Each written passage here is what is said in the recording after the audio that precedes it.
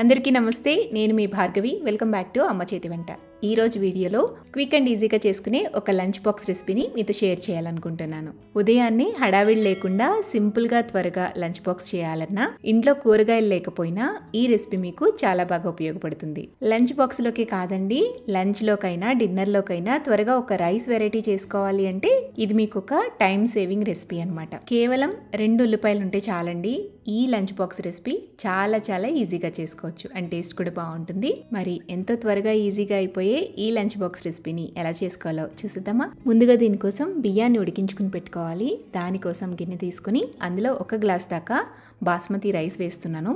బాస్మతి రైస్కి బదులు మీరు నార్మల్ రైస్ అయినా వాడుకోవచ్చండి. బాస్మతి రైసే వేయాలనేమి రూల్ లేదనమాట. ఇక్కడ నేను 200 గ్రాముల దాకా బియ్యాన్ని వాడుతున్నాను. బియ్యం వేసుకున్న తర్వాత శుభ్రంగా కడిగేసేయండి. కడిగిన బియ్యాన్ని నీళ్లు లేకుండా వంచేసి కుక్కర్ గిన్నెలోకి తీసుకోండి. ఇప్పుడు 1 గ్లాస్ బాస్మతి రైస్కి 1.5 మీద కాస్త ఎక్కువ నీళ్లు వేసుకోవాలి, మీరు తీసుకునే రైస్ని బట్టి. అదే నార్మల్ సోనా మసూరి రైస్ అయితే 1కి 2 గ్లాసుల దాకా నీళ్లు వేసేసేయండి. ఇప్పుడు రైస్ అనేది పలుకుగా ఉడకడం కోసం ఇందులోకి కాస్త ఆయిల్ని అలాగే కొద్దిగా ఉప్పుని కూడా వేసేసి ప్రెషర్ కుక్కర్ మూత పెట్టి మంటని మీడియం ఫ్లేమ్లో పెట్టి 2 విజిల్స్ మీడియం ఫ్లేమ్లో రానివ్వండి. 2 విజిల్స్ వచ్చిన తర్వాత స్టవ్ ఆపి ప్రెషర్ అంతా పోయిన తర్వాత మూత తీస్తే ఇలా రైస్ అనేది పొడి పొడిగా ఉడికిపోతుంది అనమాట.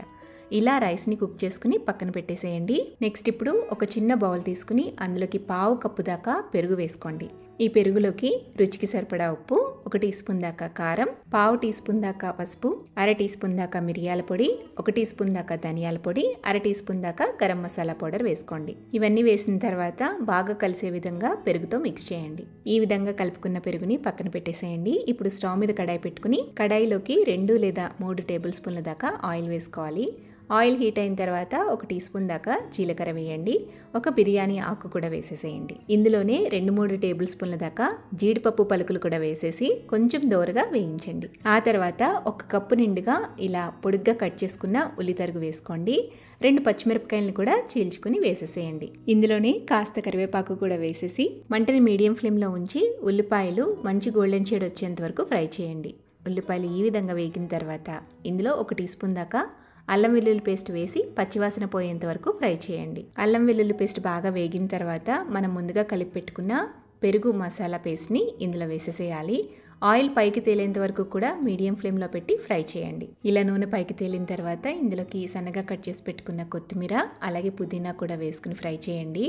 ఆ తర్వాత మనం ఉడికించుకుని పొడిపొడిగా చేసుకున్న రైస్ మొత్తాన్ని కూడా వేసేసి బాగా టాస్ చేయండి. అంతా బాగా కలిసిన తర్వాత టేస్ట్ చూసుకుని సాల్ట్ని అడ్జస్ట్ చేసుకోండి. అలాగే 1 బద్ద నిమ్మరసాన్ని కూడా పిండేసేసి మొత్తం కలిసే విధంగా బాగా కలుపుకోండి.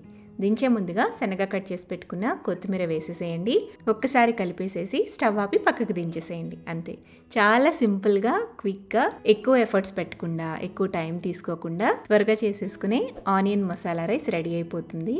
జస్ట్ రైతాని పక్కన పెట్టుకుంటే చాలండి. ప్లెయిన్ రైస్తో మనం ఎంజాయ్ చేసేయచ్చు. వీడియో చూసిన తర్వాత చాలా సింపుల్ అనిపించింది కదా. ట్రై చేసి టేస్ట్ చేసిన తర్వాత మీకు టేస్ట్ కూడా బాగా నచ్చుతుంది. సో డెఫినెట్గా ఈ ఆనియన్ మసాలా రైస్ని మీరు కూడా ఇంట్లో తప్పకుండా ట్రై చేయండి. ట్రై చేసి టేస్ట్ చేశాక మీ ఫీడ్బ్యాక్ని నాతో షేర్ చేయడం మర్చిపోవద్దు. వీడియో నచ్చితే లైక్ చేయండి, మీ ఫ్రెండ్స్కి రిలేటివ్స్కి షేర్ చేయండి. మరిన్ని టేస్టీ సింపుల్ క్విక్ రెసిపీస్ కోసం అమ్మ చేతి వంట ఛానల్ని సబ్స్క్రైబ్ చేయండి.